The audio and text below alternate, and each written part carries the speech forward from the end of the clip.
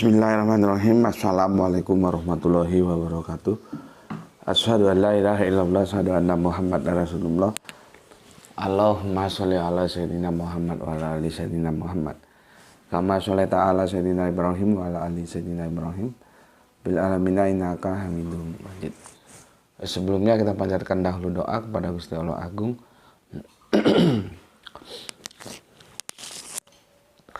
Untuk saudara-saudara kita yang telah memberikan sholawatnya kepada channel dakwah ini, sehingga channel ini dapat dengan setia eksis hadir dalam ruang-ruang diskusi kalian semuanya dimanapun kalian berada.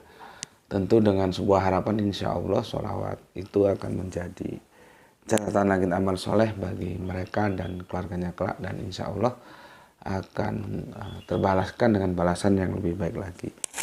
Kemudian untuk seluruh pewarta terkasihku dimanapun kalian berada, di mancanegara, di dalam negeri, aku ucapkan terima kasih atas apresiasinya. Semoga selalu always, tidak pernah never, tetaplah bertumbuh menjadi satu pribadi tangguh yang anti skip dan anti download. Bagi yang berkenan silakan saja di share, tapi linknya ya, jadi jangan diunduh, dipotong-potong lalu diunggah ulang. Aku tidak kasih izin untuk yang demikian. Apalagi yang diadu-adu itu ya,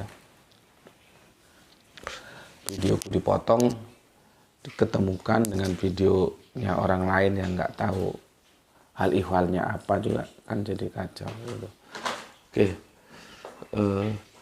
berikutnya seluruhnya dari kalian aku nggak bisa sebutkan satu persatu ya. Terima kasih atas doa-doa baiknya untukku dan keluarga, dan semoga kebaikan itu juga tercurahkan untuk kalian semuanya. Sebagai sama saudara kita saling mendoakan, dan semoga doa kita bagian dari sekian banyak doa yang dikabulkan oleh Gusti Allah Agung. Amin amin ya rabbal alamin. Kita berusaha slowly ya, karena Selasa aku puasa, jadi nanti kalau high speed nanti di tengah jalan haus jadi kacau. Makanya tidak ada kopi yang terhidang ya. Hari Selasa aku puasa ya, sebagaimana hari-hari yang lalu. Dan tadi malam ini ada acara, jadi pulang malam tadi malam. Ini agak sedikit lelah juga ya. Oke, tapi bagaimanapun juga kita lanjutkan kajian kita, dan kemarin masih awal ya tentang episode Dina dan Sikam. Nanti insya Allah kita bisa selesaikan hari ini tentang Dina dan Sikam, baru nanti kita kembali ke Quran Surat Al-Ma'arij ya. Apa yang baru mau kita bidik dari peristiwa ini nanti akan kita ketemukan. Oke, sebelum kita menuntaskan, aku akan bacakan dulu komen yang masuk dari kalian. Jadi sekarang ini seri yang kelima ya. Seri yang kelima. Oke. Aku bacakan dulu komen yang masuk dari Jakarta Selatan ya, Riak, Jakarta Selatan hadir Gus. Oke. Terima kasih. Kemudian Mas Usman Kam ya. Alhamdulillah bisa hadir di awal tayangan Gus, izinkan ikut ngaji Tuan Guru sambil menikmati perjalanan menuju lokasi proyek PLTU Dubai di tengah gurun pasir yang luas dan berdampingan dengan laut birunya Oman Bahrain. Aku harus bisa tetap ikut belajar memperbaiki isi otak yang sudah terlalu lama diselimuti dogma. Sampai sekarang aku tidak mau dogma. Ini marganya apa? Tidak tahu. Bukan tidak mau, tidak tahu. Sampai sekarang aku tidak tahu dogma ini marganya apa. Ya, dogma itu punya marga. Apa ya? Nggak tahu. Aku juga nggak tahu apa dogma itu marganya siapa ya. Atau marganya apa. Saragi, Sinaga, Damanik, Gultom, Situmorang, apapun yang lainnya ya. Atau Simanjuntak mungkin ya. Salam Islam Rasional from Usman Saragi dari Dubai UAE. Oke, terima kasih untuk Lai Saragi yang ada di Dubai ya. Bisa aja dogma punya marga kah? Oke, itu perjalanannya dari dari apa ya? Dari tempat apa namanya? Tempat kita menuju ke tempat kerjanya itu berapa jam, ya. Tapi kalau dilihat di sini melalui pemandangan yang indah ya, ada laut birunya Oman. Berarti sepanjang perjalanan nontonnya di atas kendaraan gitu ya. Semoga sinyalnya nggak menjadi kendala ya. Artinya sinyalnya bagus terus. Oke, terima kasih untuk Lai Saragi ya. Kemudian Kang Mas Cipto Purbalik, beberapa hari ketinggalan ngaji, sinyal masih timbul tenggelam. Semoga Tuan Guru dan keluarga juga sehat-sehat semua, lalu dalam keadaan sehat. Oke, terima kasih ya untuk Kang Cipto Purbalik. Terima kasih atas 3 merah hatinya dan semoga sinyalnya tidak lagi menggoda. Kalau kata teman sih, makanya kalau beli handphone sekalian towernya supaya sinyalnya stabil gitu. Di sini juga kadang-kadang wifi itu juga gitu, nggak stabil. Kemarin malam juga nggak stabil, nggak tahu juga karena apa ya. Memang sinyal itu menjadi sangat begitu urgen. Kalau sinyalnya terkendala ya sudah, kita nggak bisa apa-apa. Oke, kita lanjutkan Kang Saran Gimbar. Menyimak kelima. Angin dingin kemarau menjadikan berjemur rasa menghangatkan. Hangat di antara panas dan dingin. Makasih untuk Kang Saran Gimbar yang ada di Bandung ya. Kemudian soleha kita Gispati, alhamdulillah hadir Tuan Guru, salam Isra dari Palu. Oke, salam Isra juga untukmu semua saudaraku yang ada di Palu. Kemudian Kang Mas Wicak Nudianto, assalamualaikum, waalaikumsalam, alhamdulillah nyimak Gus sambil nyeruput kopi, salam Isra dari Jember. Oke, terima kasih atas 3 buah hatinya ya. Bapak kita Abdul Muluk, assalamualaikum, waalaikumsalam, dari Sedang nyimak Gus, semoga selalu diberikan keselamatan dan kesehatan dan rezeki yang berkah, salam Isra. Terima kasih. Oke, terima kasih Pak Abdul Muluk. Kita lanjutkan Nabil Al-Ghazali. Ada di mana kamu Nabil? Kamu cewek cowok? Nggak ngerti aku. Assalamualaikum Gus. Waalaikumsalam. Alhamdulillah atas dari penjelasannya dari pertanyaan saya. Hukum nikah beda agama pada masa itu belum mutlak haram ya Gus ya. Iya kan, berproses dia ya, berproses. Oke, terima kasih juga untuk Nabil Al-Ghazali atas waktu yang disediakan ikut ngaji di sini bersama teman-teman. Kemudian Kang Herman Edison hadir di Gus asah otak. Wah, ini ajakan yang menarik supaya tidak tumpul otaknya diasah. Oke, terima kasih untuk Kang Mas Hermas Edison dan salam Isra untukmu. Laskar Gua Selarong. Assalamualaikum, waalaikumsalam. Orang kafir kecil kemungkinan membaca Al-Quran. Maka berusahalah untuk menerapkan Al-Quran dalam kehidupan. Dengan begitu mereka bisa membaca Al-Quran dari akhlak. Semoga Gusti Allah memberkati. Semoga Gusti Allah memberikan petunjuk untuk kita semua. Amin, amin ya rabbal alamin. Oke, matur tengkung Gua Selarong atas komennya yang sangat bagus ya. Kemudian soleha kita Rini Satriani, nitip like dulu Guse, lagi sibuk nyimak. Kalau lagi sibuk nyimak kalau udah pulang. Oke, monggo untuk Rini yang ada di Demak. Oke, salam Isra untukmu. Kemudian siapa ini? Yang punya Cirebon ya, Kang Juan Tuanto, izin ikut ngaji Gus salam Isra. Oke, salam Isra juga untukmu. Terima kasih. Oke, sudah aku bacakan semua ya. Sekarang kita langsung masuk ke materi kajian kita.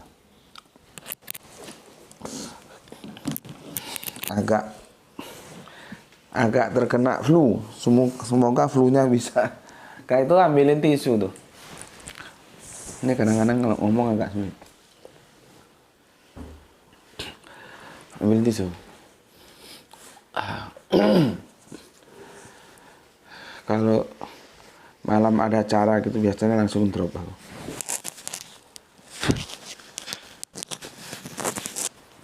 Oke ya. Aku bacakan kitab Kejadian 34 1 sampai 31 ya.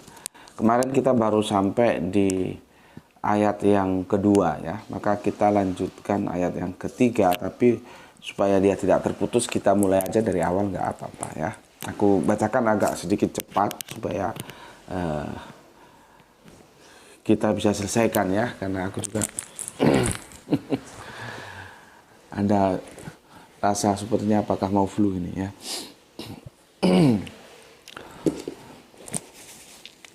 Oke, kita mulai. Bismillahirrahmanirrahim. Pada suatu kali pergilah Dina, anak perempuan Lea yang dilahirkannya bagi Yakob, mengunjungi perempuan-perempuan di negeri itu. Ketika itu terlihatlah ia Sikem, anak Hemor, orang Hewi. Jadi ini suku lain ya, suku Hewi ya. Dia raja negeri itu. Lalu Dina itu dilarikannya dan diperkosanya. Intinya begitu ya, diperkosanya. Perhatikan dulu ya.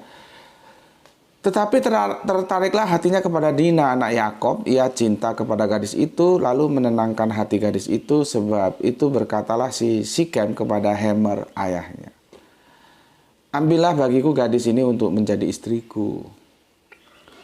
Kedengaranlah kepada Yakob bahwa Sikem mencemari Dina. Ya. Tetapi anak-anaknya ada di padang menjaga ternaknya, ya, lagi tugas menggembala, ya, menjaga ternaknya. Ya. Jadi Yakob mendiamkan soal itu sampai mereka pulang, sampai anak-anaknya pulang. Jadi informasi itu ditahan dulu oleh Yakob, ya. Cuman nggak jelas ayatnya dari mana Yakob kok tahu apa Dina melapor sama bapaknya, tapi di sini nggak ada dijelaskan, ya. Oke lah, kita lalui aja itu, ya. Lalu Hemor ayah Sikem pergi mendapatkan Yakob untuk berbicara dengan dia, artinya melamar, ya, melamar setelah diminta oleh anaknya, ya. Sementara itu anak-anak Yakob pulang dari padang, dan sesudah mendengar peristiwa itu, orang-orang ini sakit hati dan sangat marah karena Sikem telah berbuat noda di antara orang Israel dengan memperkosa anak perempuan Yakob. Sebab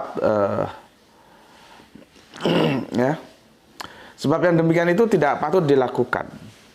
Jadi yang aku bilang tadi bahwa perempuan itu harga diri bagi laki-laki, bagi bapaknya, bagi masnya, bagi semuanya lah, ya. Jadi nggak boleh. Jadi tersinggung ya anak-anak Israel, ya. Berbicaralah Hemor kepada mereka itu, hai Sikem, anakku hati, bukan hai ya, hati. Jadi setelah Sikem melakukan tindakan tak senonoh kepada Dina, ternyata Sikem suka, ya, lapor sama Hemor bapaknya, dan bapaknya diminta untuk melamarkannya, gitu ya. Oke, untuk melamarkannya. Maka Hemor berkata atau berbicara kepada mereka, orang-orang, ya, anak-anak Yakob itu, hati Sikem anakku mengingini anakmu. Kiranya kamu memberikan dia kepadanya menjadi istrinya, dan biarlah kita mengambil, ya. Berikanlah gadis-gadis kamu kepada kami, dan ambillah gadis-gadis kami. Artinya saling berjodoh, ya. Aku memberikan anak-anakmu untuk menjadi istri anak-anakmu, dan kamu memberikan anakmu untuk menjadi istri-istri anak-anakku. Ini raja loh, ya. Jadi mewakili publik. Raja itu kan ada yang dikuasai, mewakili rakyat yang dikuasai, gitu ya.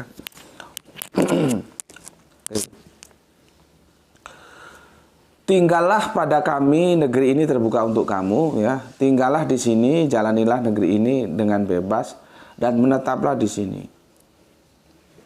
Di sini menarik juga ya kalau kita diskusikan, sebetulnya Palestina itu punya siapa? Sekarang terjadi perebutan antara Arab dan Israel. Padahal mereka kalau merujuk kepada sejarah satu bapak, ya, satu bapak, yaitu Abraham, ya. Cuman jangan lupa Abraham itu bukan natif di daerah Palestina, dia kan natifnya kan dari Ur Kasdim, Irak Utara sana, ya. Jadi Abraham sekalipun itu perantau, ya, dia di tanah rantau seperti kita Sarah itu kan anak rantau, ya. Makanya dikatakan di sini, tinggallah pada kami, negeri ini terbuka untuk kamu, tinggallah di sini, jalanilah negeri ini dengan bebas dan menetaplah di sini. Karena yang punya itu memang Hemor, ya, orang Hewi, suku Hewi gitu. Di sini nanti sulitnya mengatakan definisi asli, penduduk asli itu seperti apa, itu kadang-kadang kita repot. Makanya dalam literasi Arab itu sejarahnya ada mengatakan ariba dan mustariba, Arab dan terarabkan. Kanjeng Nabi Muhammad itu bukan Arab, dia yang terarabkan. Nah, itu nanti debatnya canggih lagi itu.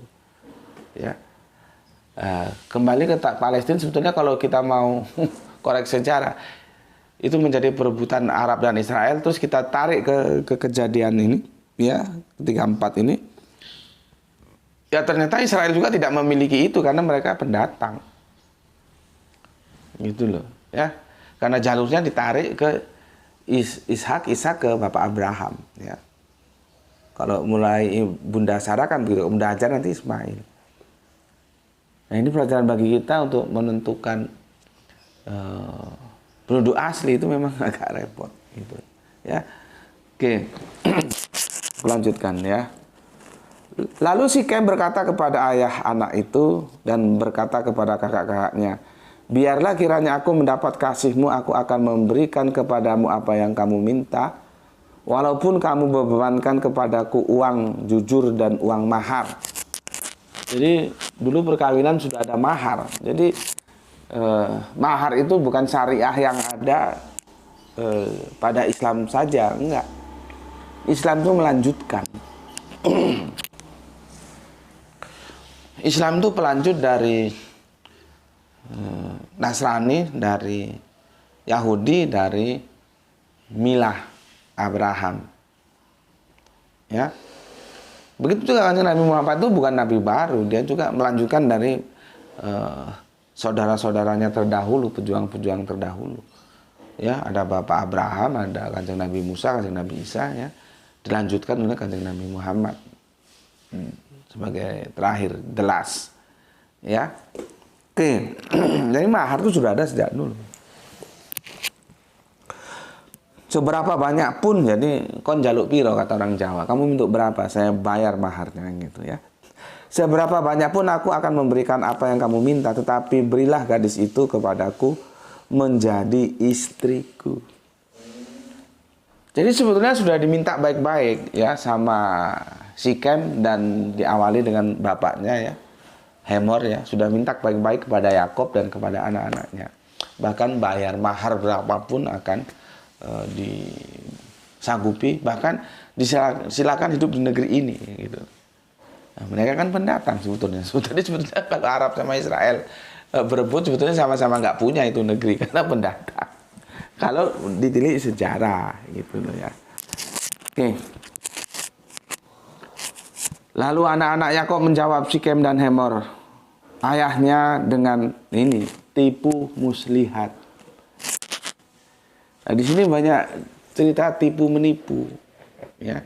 Sejak episode kacang merah itu Yakob menipu Ishak. Nanti dalam pernikahan, Yakob kok menipu Ishak. Ishak itu kan bapaknya. Yakob menipu Esau, saudara tuanya, tentang hak kesulungan. Nanti Yakob lari ke Pandan Aram, ke tempat Laban. Yakob ganti ditipu pernikahannya, yang harusnya adiknya dikasih mbaknya. Ya. Nah, sekarang ini tipu muslihat lagi, ya. Jadi banyak tipu menipu. Lalu anak Yakob menjawab Sikem dan Hemor ayahnya dengan tipu muslihat. Ya. Karena Sikem telah mencemari Dina adik mereka itu. Berkatalah mereka kepada kedua orang tua itu, kami tidak dapat berbuat demikian. Lihat ini, hati-hati. Memberikan adik kami kepada orang laki-laki yang tidak bersunat, sebab hal itu aib bagi kami. Sunat. Perhatikan. Ya, perintah itu sudah ada sejak milata Abraham. Itu berlaku bagi anak-anak Abraham, Yahudi, Nasrani, Islam. Kalau ditanya di mana sih perintah sunat dalam Islam? Ya di hadis ada. Kalau di Al-Quran itu sudah jelas kan dikatakan ikutilah milah Abraham. Ya tentunya di Al-Quran tidak pakai Abraham, pakai Ibrahim. Jadi sunat itu sudah diwariskan turun-menurun dari milah Abraham ke Yahudi, Yahudi Nasrani, Nasrani ke Islam. Kenapa ya? Karena sumbernya satu, alif lam lam ha atau YHWH itu. Ya, maka tapi ini garis bawah ya tipu muslihat. Ya, setelah disampaikan kemauannya Sikem dan Hemor untuk mengambil adik mereka Dina ya, dinikah di istri menjadi bagian dari kehidupan mereka, mereka mengajukan syarat harus sunat, nggak boleh nggak sunat. Artinya apa? You harus ikut syariat gue dong. Paham? Jadi orang bersunat itu tidak boleh menikah dengan orang tidak bersunat. Yang jadi masalah sekarang ketika masuk dalam perspektif kekristenan, orangnya pada nggak mau sunat itu loh. Nah, terus ngakunya Kristen. Kalau disandarkan sama Yesus aja, Yesus disunat usia 8 hari. Paulus itu juga disunat loh. Nah, nanti untuk ya sebetulnya jawabnya ya nggak benar juga ya. Ketika ditanya kenapa nggak bersunat, oh sudah sunat hati gitu. Biasanya ke sana kalau dalam perdebatan supaya hatinya bersih gitu ya. Jadi sunat hati. Kalau titiknya nggak disunat gitu. Ya. Yang jadi masalah hatinya Yesus itu bersih loh. Siapa berani ngalahkan? Ada nggak orang Kristen ngomong hati gue lebih bersih dari hatinya Yesus? Ada nggak yang berani ngomong itu? Kalau kalian punya adab, tentunya kalian nggak akan ngomong begitu. Kalian tidak ngomong bahwa hati kalian itu lebih bersih daripada hatinya Yesus. Itu tidak mungkin. Mesti hati Yesus lebih bersih daripada hati kalian. Entoh demikian, Yesus tetap sunat usia 8 hari. Lukas kan mencatatkannya. Jadi nggak bisa yang penting sunat hati, hati bersih. Kalau yang penting sunat hati, Yesus nggak perlu sunat titiknya. Gitu loh. Jadi sunat itu melambangkan satu akidah, karena ajaran itu diterima oleh bapak leluhur kita, yaitu Bapak Abraham. Nah orang Hemor dan Sikem itu kan orang Hewi, itu beda akidahnya. Maka disuruh sunat, artinya lu ikut syariat gue. Boleh nggak kawin campur di sini? Nggak boleh. Ya, oke. Ya semoga kajian ini juga meskipun tidak menjadi stressing point kita tentang sunat ya. Stressing point kita kan tidak boleh kawin campur gitu ya. Tapi demikian sunat sempat kita singgung itu mungkin bisa menyadarkan Anda-anda yang sampai detik ini belum bersunat ya. Jadi jangan ngomong Kristen lah kalau ngomong Kristen tapi nyatanya nggak sunat gitu ya. Kristen itu kan pengikut Kristus. Lah kalau nggak ngikuti Kristus, ngaku pengikut Kristus kan lucu. Kristus itu sunat lah, kamu nggak sunat ngomong pengikut Kristus kan ya aneh. Kamu ngikuti siapa? Gitu. Kadang-kadang dikasih tahu bandel lah, ya sudahlah. Kita ngaji lagi ya.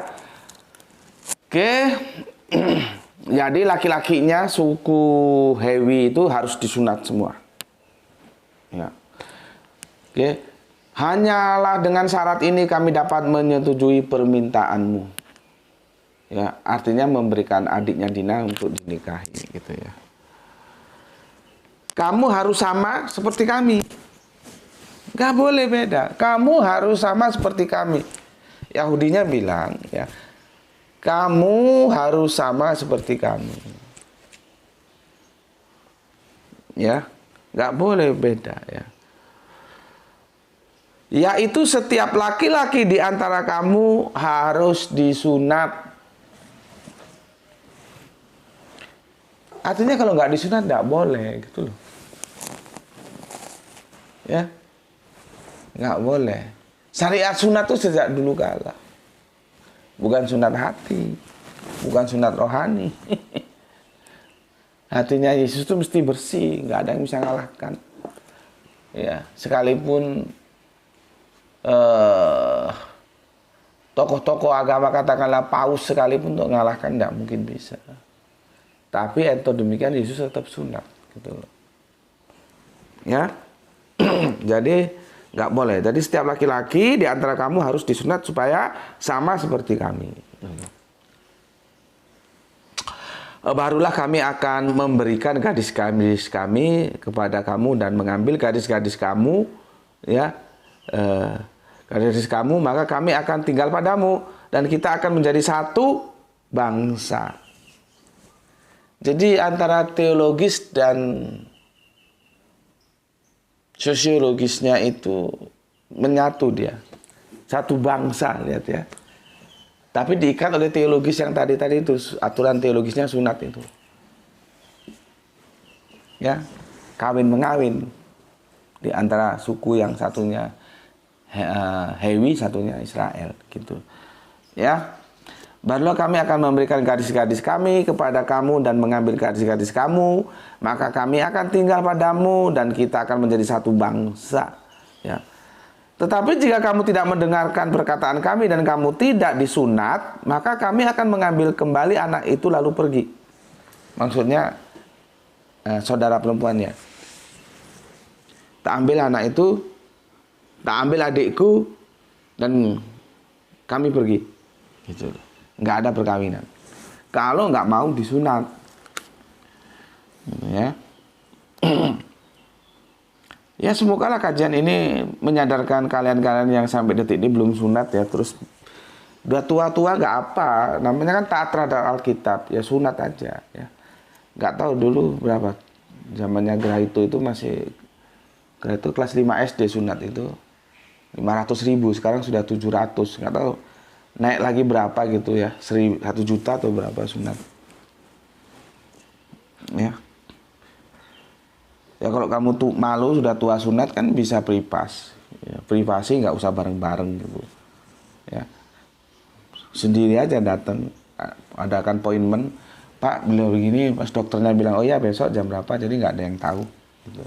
Kalau kamu malu karena sudah gerang, sudah bau tanah belum sunat gitu. Nggak boleh itu ngaku Kristen, orang Yesus saja sunat. Kristen itu artinya pengikut Kristus. Lah kamu nggak ngikuti Kristus kok. Nggak tahu kamu nggak sunat tuh ngikuti siapa sih? Gua juga kadang-kadang heran, beragama itu pakai apa sih? Dan pakai Alkitab. Gitu. Kok di kitab lain Kejadian itu dikatakan yang nggak mau sunat itu dilenyapkan. Nah, kamu tahu nggak definisi dilenyapkan itu apa? Gitu. Ya. Oke. Setelah itu ya, tetapi jika kamu tidak mendengarkan perkataan kami dan kamu tidak disunat, maka kami akan mengambil kembali anak itu lalu pergi. Lalu Hemor dan Sikem, anak Hemor, menyetujui usul mereka. Jadi diterima usulnya itu ya. Dan orang muda itu tidak bertangguh melakukannya sebab ia suka kepada anak Yakob. Artinya ya karena cinta ya sudahlah. Ya sunat wae gitu. Lagi pula seorang yang paling dihormati di antara seluruh kaum keluarganya, ya. Ya. Yang ke-20, lalu pergilah Hemor dan Sikem anaknya itu ke pintu gerbang kota mereka. Ini kan raja ini ya. Jadi ke pintu gerbang kota mereka biasanya ada woro-woro, ada pengumuman penting itu ya kepada rakyatnya ya. Mereka berbicara kepada penduduk kota itu gitu ya. Orang-orang itu mau hidup damai dengan kita.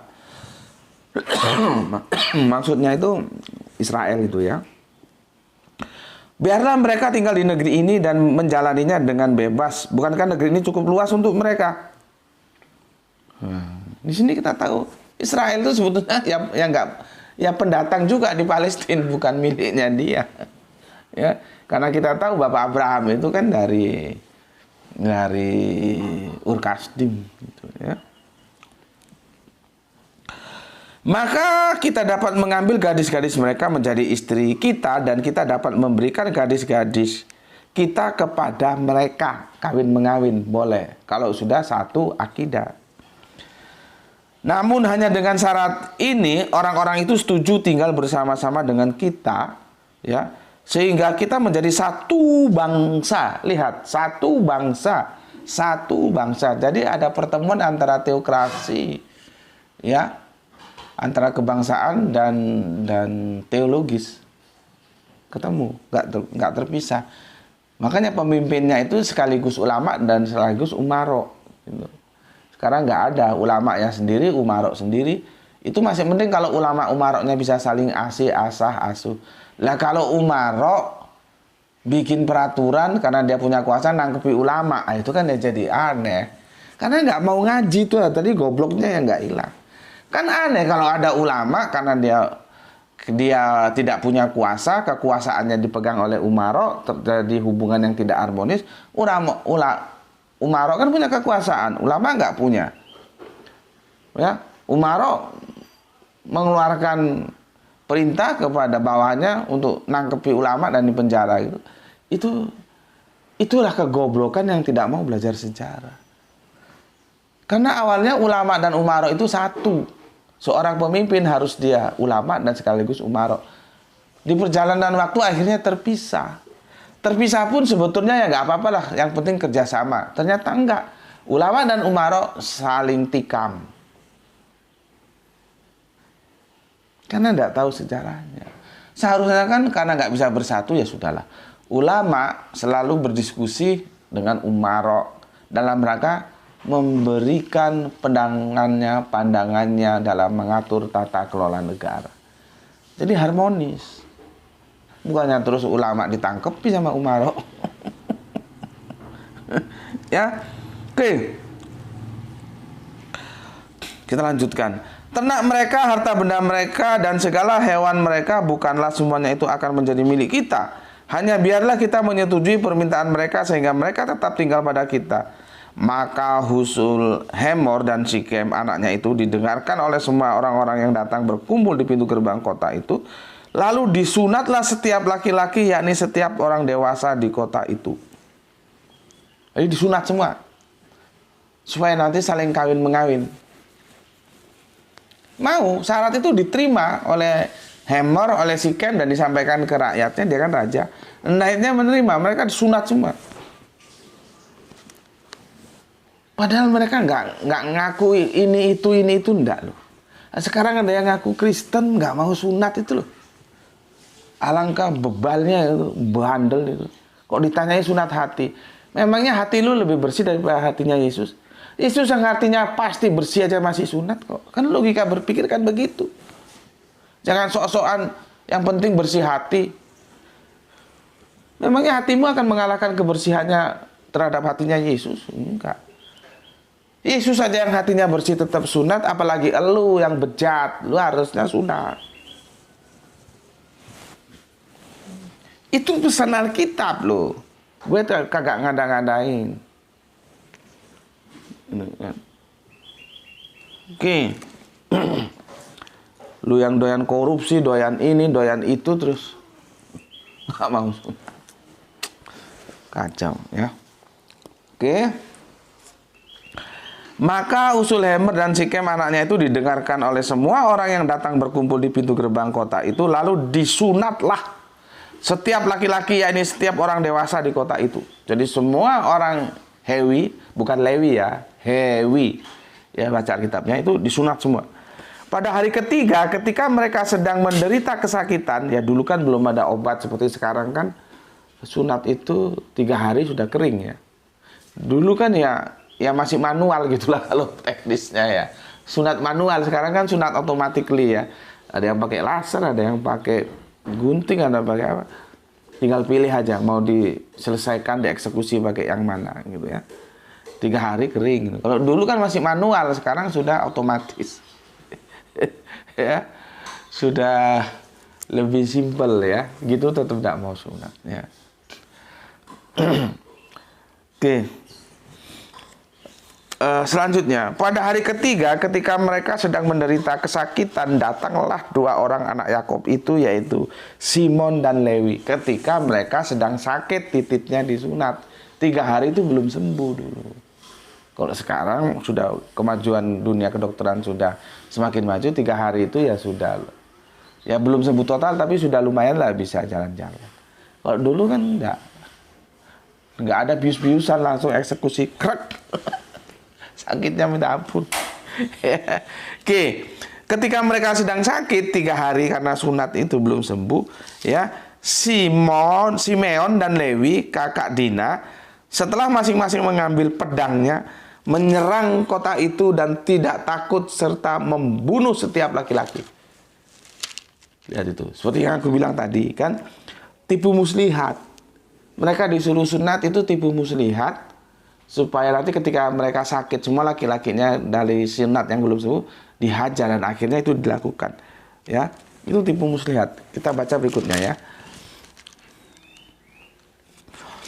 Ya. Jadi semua mereka bantai ya. Juga Hemer dan Sikem anaknya dibunuh mereka dengan mata pedang, dan mereka mengambil Dina dari rumah Sikem ya. Jadi adiknya diambil balik ya, lalu pergi. Kemudian datanglah anak-anak Yakub merampasi orang-orang yang terbunuh itu, lalu menjarah kota itu karena adik mereka telah dicemari, diperkosa ya. Kambing dombanya dan lembu sapinya, keledainya, dan segala yang di dalam dan di luar kota itu dibawa mereka. Segala kekayaannya, semua anaknya dan perempuannya ditawan. Ya. Jadi proses tawan-menawan, besok kita kan ketawanan. Kan perspektif budak dalam Islam itu karena side effect masalah sosial yang ditimbulkan dari peperangan. Salah satunya tawanan perang itu. Nanti di surat Mumtahanah itu bisa kita perjelas ya. Dan aku sudah katakan dulu ya, tawan-menawan perang itu ya sudah ada seperti itu ya. Oke. Tapi sesuatu yang kita ambil di sini, perangnya dulu itu take hold. Take hold itu take hold, ambil semua. Yang menang akan mengambil semua apa yang dia mau yang dimiliki oleh yang dikalahkan. Kalau kita baca kitab Perjanjian Lama gitu, jadi lebih kejam, lebih sadis.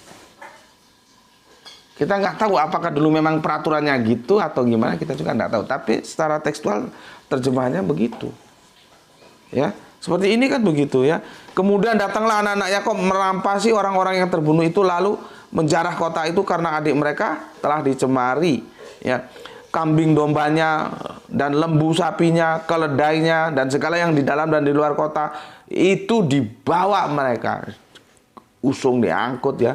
Segala kekayaannya, semua anaknya dan perempuannya ditawan, dijarah mereka juga seluruhnya yang ada di rumah-rumah. Jadi ditawan-tawan semua ya. Yakub berkata kepada Simeon dan Lewi, ya ini sebetulnya Yakub nggak setuju itu. Bapaknya sebetulnya nggak setuju. Ya sudahlah. Walaupun awalnya menyakitkan karena adik mereka dinodai, Yakub sebetulnya menerima. Tapi ingat tadi, ternyata itu sudah menjadi siasa oleh anak-anaknya. Kita lihat Yakub ya.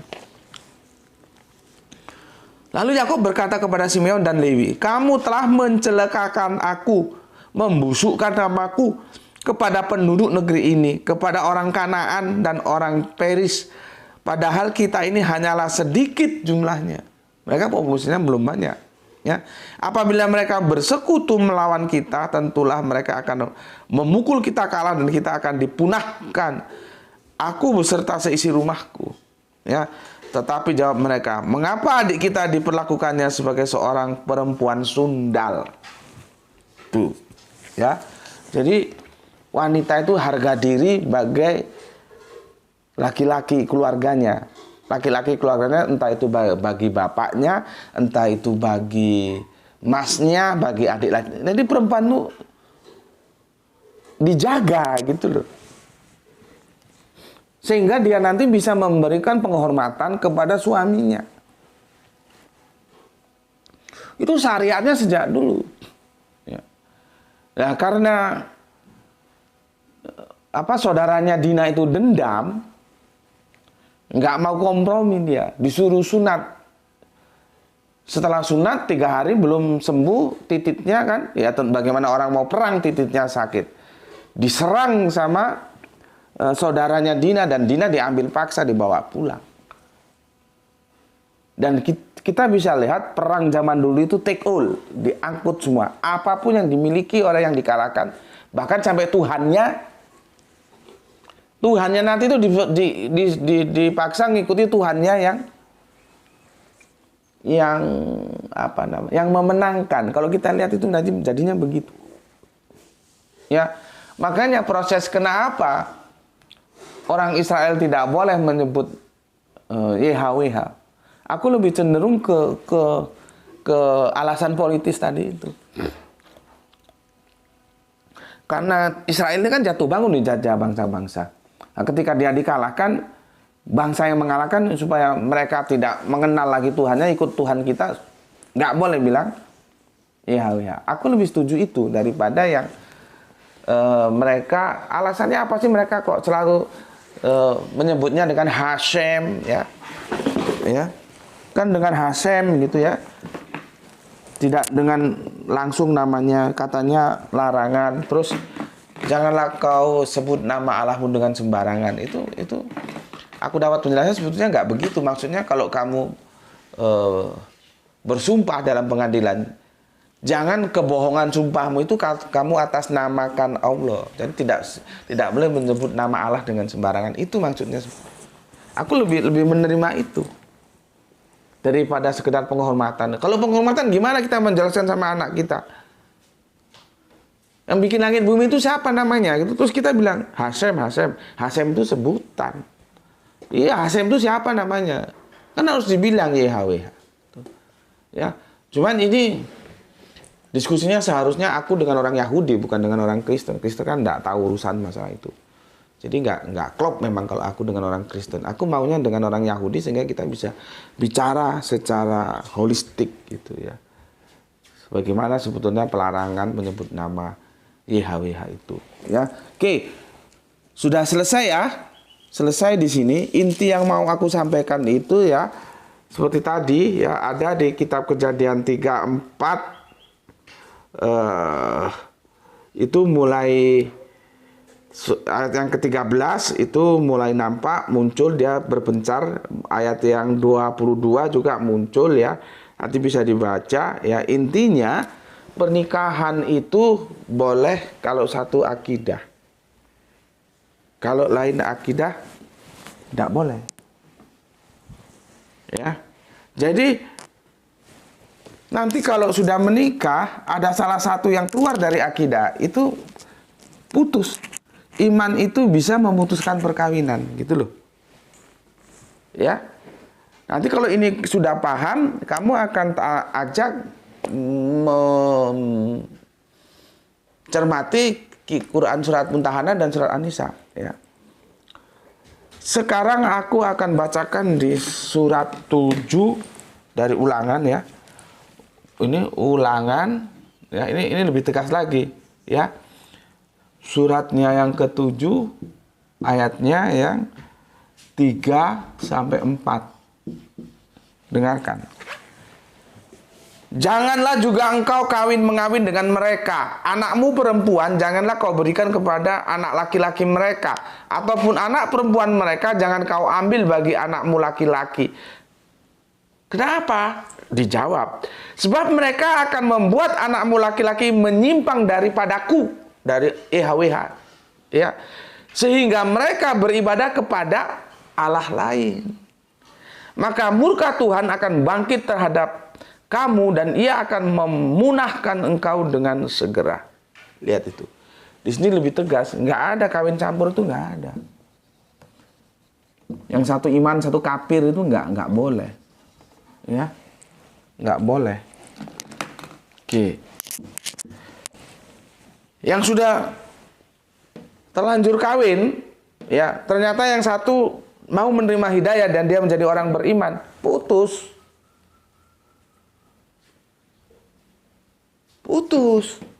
Nggak boleh terus, itu akan dihitung zina. Makanya kan aku sudah bilang di seri ke-3 atau ke-4 itu ya.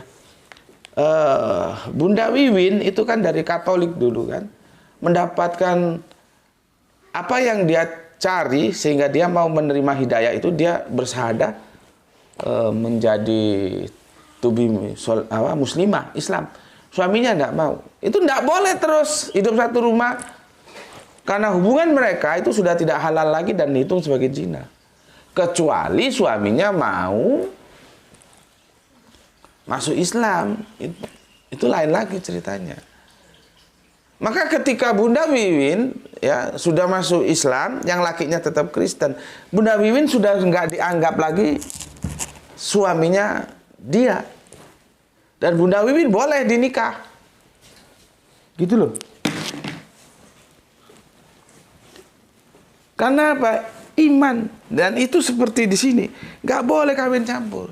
Iman sama iman, kafir sama kafir. Itulah ceritanya nanti kita lihat di Al-Quran itu.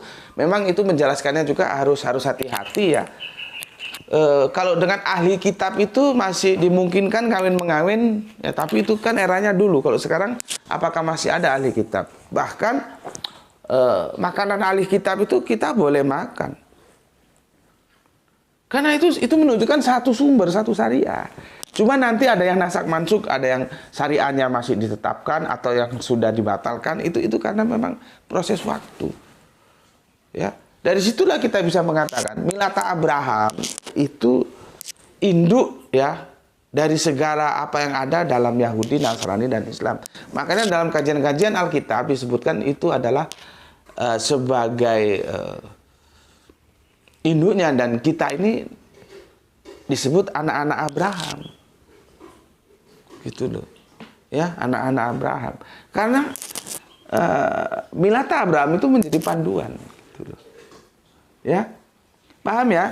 Tidak boleh kawin campur, dia akan dihitung zina.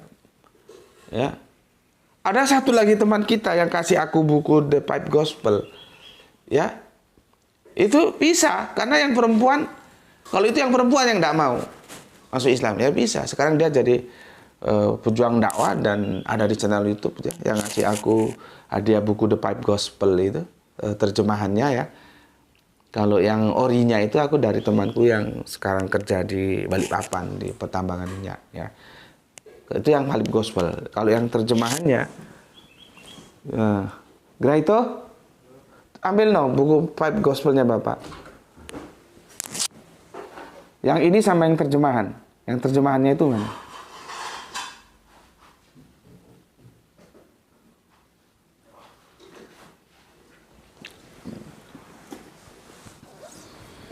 Nah ini ya, ini hadiah dari Mas Ipung ya. Buat Gus Beti, semoga bermanfaat. Ipung skuter karena dia suka Vespa. Nih, ya. Nggak tahu tahunnya tahun berapa, lupa. Ya. Nah, kalau yang ini yang edisi terjemahan. Ya. Ini jadi jari jagoan kita ini. Dia sekarang mu'alaf dan dia terjun di dakwah. Jagoan kita ini, ya. Dia juga punya channel YouTube, gitu. Aku kasih tahu ya, Donditan. Ini yang kasih Donditan. Dan dia bilang akhirnya ketika istrinya tidak mau jadi mengikuti jejaknya, ya bersyahadat, ya mereka pisah. Ya memang itu syariah. Tidak boleh tetap bersatu, nanti akan dihitung sebagai zina, gitu loh, ya. Nah nanti kamu supaya paham, nanti kalau baca Al-Quran, ya nggak dijelaskan terus, lah ini kan tawanan perang itu perempuan itu kan, atau yang perempuan kalau di surat Muntahana itu enggak, dengan kesadaran mereka menjadi Islam, itu tidak boleh dikembalikan ke suaminya. Kembalikan ke suaminya ya bodar ya kafir maneh, goblok. Justru kita lindungi karena dia sudah Islam. Dia boleh dinikah karena ketika dia sudah Islam, perkawinan yang lalu itu batal. Dan itu pun nanti dijelaskan di surat Muntahana itu ya, insya Allah besok kan ini sudah selesai ya. Itu maharnya mau diminta kasihkan. Ya, katakanlah Siti ya dapat penjelasan, akhirnya dia mau menerima hidayah, dia masuk Islam. Dia bukan istri dari suaminya yang kafir dulu, dia sudah orang lain, perkawinannya itu putus. Nah, kalau lakinya itu minta maharnya atau kita ya kembalikan mahar. Nah, terus ada laki-laki Muslim mau melamar Siti, boleh lamar dan bayar maharnya. Nah, kan gagah. Islam itu gagah. Ya. Jadi laki yang dulu minta mahar kembalikan, kita mau ambil dia jadi istri juga kita bayar mahar. Makanya ketika aku menjelaskan ma malakat aimanuhum itu aku sedikit gimana ya rasanya ya. Karena jarang orang tahu itu. Kamu lihat ustaz-ustaz yang hohihu heho hohihu heho ha bisa jelaskan seperti ini. Karena kalau kita tidak tahu behind screen-nya baca Al-Qur'an apalagi terjemahan, ya kita bilang bahwa budak itu oleh ditumpai. Lah goblok, orang zina aja dekatin nggak boleh kok budak ditumpai otak goblok tuh. Ya harus nikah dulu. Nah, untuk menjelaskan itu harus tahu behind screen-nya. Terus nanti, oh itu kan istri orang kok dinikahi. Nah, nih. Ya. Jadi banyak behind screen yang itu harus diungkap. Sementara kalau kita lihat kajian-kajian, makanya aku bilang kan kemarin, ada nggak kamu ketemukan? Kalau ada tolong aku kasih tahu, karena aku juga mau nonton bagaimana mereka ustadz-ustadz, kiai-kiai, guru-guru, pakar tafsir, tete bengek, terserah lah, ya. Karena aku buka tafsir di googling ya, malakat aimanum itu nggak dijelaskan, gitu loh. Apa sebenarnya malakat aimanum? Makanya kemarin kan aku jelaskan, ini budak tapi dalam artian terminologi loh ya. Karena kalau budak yang tekstual dia abdi itu artinya budak. Nanti ada lagi rikob, budak juga. Kalau ini nggak dijelaskan kan orang bingung. Nah, sementara jarang yang menjelaskan ini. Aku datang menjelaskan, yang nonton tidak lebih dari berapa, cuman 500 saja entah sampai entah enggak. Ada kok ditanyain orang, bisa nggak menjelaskan malakat aimanuhum? Ora iso, goblok. Dikasih tahu nggak mau ngaji. Ngajinya yang levelnya hongi, nggak bisa. Tanpa pendidikan nggak bisa ada perubahan. Perubahan itu harus diawali lewat pendidikan, dan pendidikan juga harus metodologinya yang benar. Makanya kan gue bilang dari segi kuantitas kita itu senang rumah Quran di mana-mana berdiri. Tapi kalau lihat dari hasilnya itu menyedihkan, karena metodologi yang dipakai ya itu aja, akhirnya diwariskan kebodohan itu, diwariskan lagi kebodohan itu, diwariskan lagi kebodohan itu. Ya sudah gitu-gitu udah. Secara kuantitas kita bangga, kita senang, tapi secara kualitas enggak, karena enggak merubah paradigma berpikir. Karena apa? Metodologi pengajarannya begitu-begitu saja. Mewariskan apa yang sudah ada. Ya. Kan gue bilang, ilmu-ilmu kajian seperti ini nggak akan lu dapati di sekolahan-sekolahan yang itu formal. Enggak. Bayangkan kemarin kita bahas tentang subiha,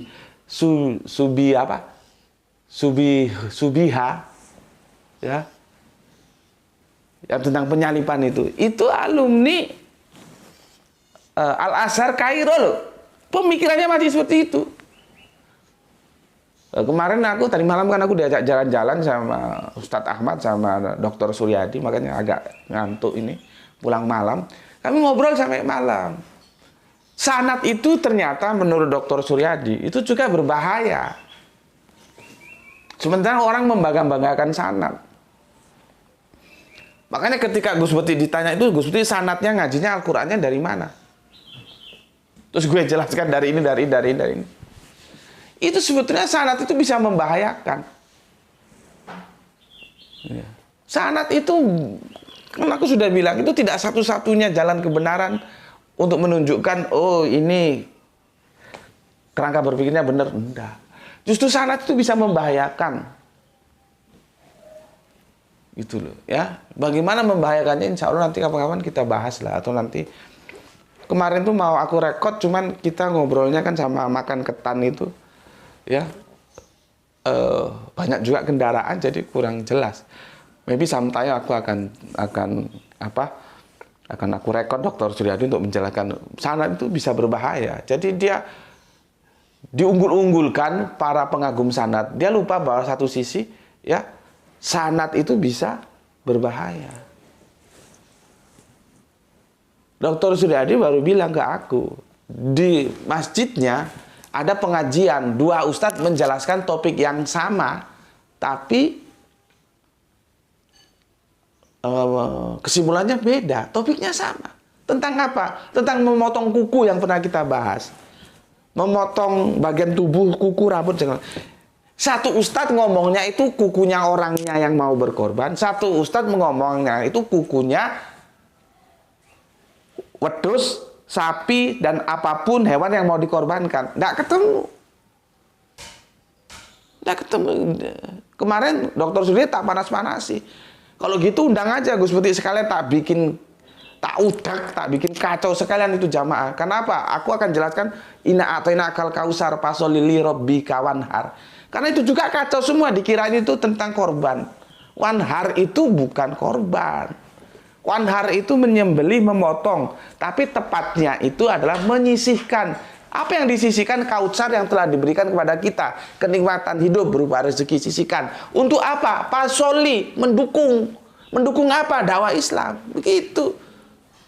Kalau sudah kan aku tak kau berapresisan itu jamaah supaya pemikiran itu dikacaukan dulu baru kita install ulang gitu loh.